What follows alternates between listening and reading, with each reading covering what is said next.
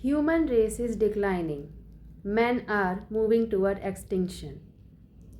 Human race, जैसे हम लोग कहते हैं कि आदमी की जो प्रजाति है वो ख़त्म हो रही है, और कारण है जो ये मैन है या आदमी है इनका एक्सटिंक्ट हो जाना। इस तरह की न्यूज़ आए दिन आप लोग न्यूज़ चैनल्स पे सुनते आ रहे होंगे कि जो मैन है यानी आदमी वो ख़त्म हो रहे हैं। थोड़ा डिफ़िकल्ट भी है ये सुनना भी, कभी कभी लोगों को घबराहट भी होने लग जाती है कि अगर ऐसा हुआ तो फिर क्या होगा। सोचने की बात है और सही भी है। If there would be loss of man, certainly there would be the loss of whole human species. अगर मैन ही ख़त्म हो जाएंगे तो यहाँ पे जो ह्यूमन स्पीशीज़ होगी वो भी ख़त्म होने या एक्सटिंक्शन की तरफ बढ़ने लग जाएगी। Because man and women both are equally important for the generation of this human species. चाहे मैन हो चाहे वुमेन हो, दोनों इक्वल ही इम्पॉर्टेंट होते हैं जो ये ह्यूमन स्पीशीज़ सर्वाइव कर सके अर्थ पर। Now why this thing arises, ये क्यों कहा गया कि जो मैन है ये एक्सटिंक्शन की तरफ जा रहे हैं। देखिए, female chromosome they are having gene XX and male chromosome they are having gene XY। अब जो मेल क्रोमोसोम की बात करेंगे तो डिक्लाइनेशन हो रहा है वाई क्रोमोसोम पर। जब वाई क्रोमोसोम ही डिक्लाइन होने लग जाएगा तो certainly that is but obvious और बिल्कुल करेक्ट है कि मैन स्पीशीज़ को लॉस होना स्टार्ट है या मैन स्पीशीज़ लॉस हो जाएगी, क्योंकि Y chromosome it contains the genetic data. उसके अंदर एक जेनेटिक डेटा होता है जो कंट्रोल करता है मैन सेक्सुअल कैरेक्टर्स को। ठीक ना, द फीमेल में तो XX है। टाइम टू टाइम जो उनका जेनेटिक डेटा है वो टाइम टू टाइम और ज़्यादा स्ट्रॉन्ग होता चला जा रहा है। तभी अगर आप देखा जाएगा तो females live longer life than the mails.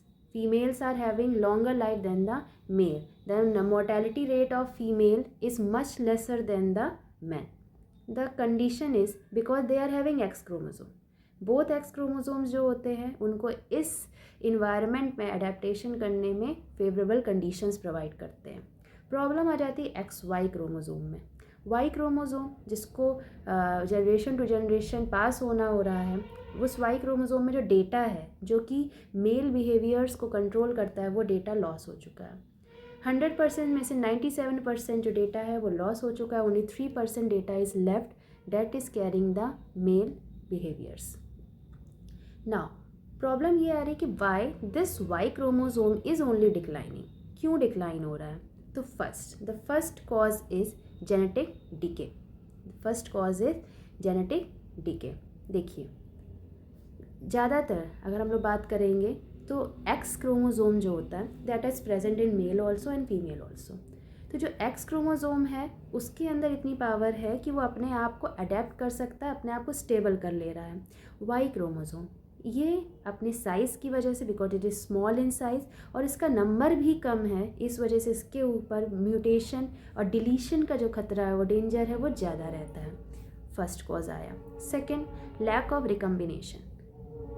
XX तो अपना रिकम्बिनेशन कर लेते हैं, they are recombining each other. जब डिफरेंट स्पीशीज़ रिकम्बाइन हो रही हैं तो नेक्स्ट जनरेशन वो अपने जो चेंजेस उनको अडेप्ट भी कर रहा है। लेकिन वाई क्रोमोसोम के अंदर क्या है? They are lacking this thing, they are not recombining themselves. वो रिकम्बाइन नहीं कर पा रहे हैं, वो मिक्स नहीं कर पा रहे हैं। इसकी वजह से वो नेक्स्ट जनरेशन में अपने इस डेटा को, अपना जो ये जेनेटिक डेटा है मेल बिहेवियर वाला, ये पास ऑन नहीं कर पा रहे हैं। Third cause is due to small size. Y chromosome बहुत छोटा है साइज़ में। एक तरह से कह सकते हैं जेनेटिकली कि अगर कोई भी प्रॉब्लम्स होती है, जैसे म्यूटेशन, आप लोग क्या समझते हैं? म्यूटेशन मीन्स होता है there is the sudden change in gene, एकदम से सडन चेंज हो रहा है। तो जब XY की बात होगी तो X जो होता है वो अपने आप को अडेप्ट कर लेता है क्योंकि वो स्ट्रॉन्ग पड़ रहा है, और Y जो होता है due to small size, due to इस वल्नरेबिलिटी क्या कर रहा है? वो अपने आप के ऊपर म्यूटेशन होने देता है। तो ये जो कारण थे that is due to which X chromosomes disappearing. अब बात तो ये है, क्या सही में X क्रोमोसोम, ये Y क्रोमोसोम जो ख़त्म हो रहा है, क्या सही में मैन आर लॉसिंग, मैन ख़त्म हो रहे हैं? तो the thing is there no. ये न्यूज़ को बहुत ज़्यादा बढ़ा दिया गया है, लेकिन ऐसा है नहीं। ये चीज़ें आज से मिलियन ऑफ ईयर्स से चलती चली आ रही हैं, बहुत सालों से इस चीज़ पर खोज चल रही है। अभी भी इस पे साइंटिस्ट आर सीइंग, तो इसमें ये चीज़ें निकल के आ रही हैं कि अगर ऐसा हुआ भी तो इसमें लग जाएंगे मिलियन टू मिलियन ईयर्स, बहुत टाइम लगेगा तब ऐसा हो सकता है। नेक्स्ट, वाई क्रोमोसोम जो है वो अपने आप को भी जेनेटिकली इतना परफेक्ट कर ले रहा है कि वो अपने आप का जो जेनेटिक डैमेज हो रहा है उसको वो रिकम्बाइन कर रहा है, जेनेटिक डैमेज को वो फिर से ठीक करके it is able to survive. Second cause क्या हो रहा है, वाई क्रोमोसोम कैन चेंज, मतलब कि जैसे वो सिंबल, जैसे वो बार बॉडी जो होती है वो वाई शेप की होती है, it can change it self. हो सकता है वाई की जगह वो दूसरा कोई शेप या साइज ले लें, लेकिन परफेक्टली अभी डिलीट हो रहा है, that is not there. So these are the things that it's saying that yes, it will take time, it would be time लगेगा, millions और millions years अभी तक चलते चले आए हैं, फिर millions और million years लगेंगे। So there is nothing to think about that, men are not getting extinct. I think you have understood the topic. Thank you.